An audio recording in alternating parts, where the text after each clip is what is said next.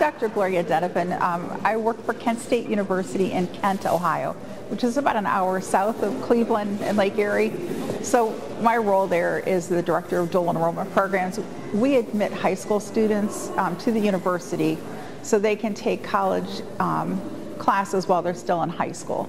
So we admit as early as 9th grade, but we have students who are from urban, rural, and suburban districts, but they need to have a 23 composite score on their ACT and a 3.0 grade point average.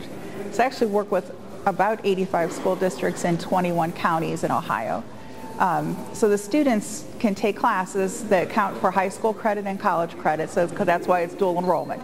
And we only have a few that start in the 9th grade, but a couple have started in their sophomore year. Is one young lady who's like African American and Native American, and she actually graduated from high school with enough college credit that she only needed one more year. So rather than finish college in a year, she decided to triple major, and she's aspiring to get her master's and PhD and actually go to the public policy route and work with Native Americans in Arizona, where that would be where some of her relatives are. So we have some amazing stories of students like that. We had another student who was somewhat of a science geek, and he was real shy and bashful and wasn't very outgoing, and we connected him with a scientist in the Liquid Crystal Institute, and that's where they do all the nanotechnology, and they do liquid crystal that work about iPhones and iPads and things like that. So he stayed with that professor for 3 years and graduated again with a lot of credits. So he graduated with enough credit to be a junior, but then he decided to go to the University of Cincinnati and major in engineering. So he actually had his first 2 years finished and could just go right into his major then, and he plans to come back to Kent State to get his master's and PhD in the Liquid Crystal Institute. We have about 500 students in our program this year. About 65% of those students will stay at Kent State. Others will go elsewhere because everyone is already in college. They will continue college. But the ones who stay at Kent State, 89% of them graduate in 3 years.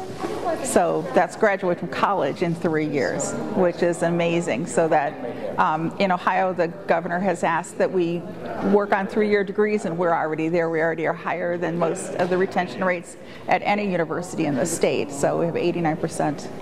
That's huge. That many students graduate in 3 years. They go on, a lot of them go on and get their master's and then go into the workforce. So we also offer classes in the high school, so we can actually put a Kent State class in the high school where the teacher is the adjunct professor. And for those students who live in rural areas, it's hard for them to come to the university, so we can do that. We put online classes in the high school, and the students get to stay, take a class with a professor through an online, and then they have the support of their teacher there also, because the teacher stays in the room. So it's a good way for first-generation low-income students and rural students to get college credit while they're still in high school and learn how to interact with the university's website and things like that in a safe environment where they don't have to worry about getting in accidents driving to the campus. So it's a win-win for everyone. That's great. Is this the first kind of conference like this you've come to, or are you amongst peers? I know that I watched you speaking with some peers yesterday. Mm-hmm. I usually, I've never come to a CEOs for Cities conference, but I've been to other conferences like at the national level. I was at the Ford Foundation's Gaining Wider Access to College, and I was one of the featured speakers because of the dual enrollment programs. And because we work with a lot of urban students, and that really helps them.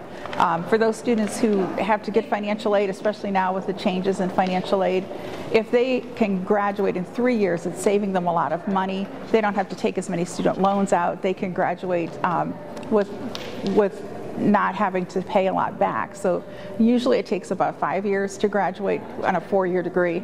And I personally know a lot of students at the university who ran out of money their senior year, and they didn't have enough money left in their financial aid. They couldn't get loans, and their parents couldn't get a loan. So it's critical. Like it's just critical that students be able to have this opportunity.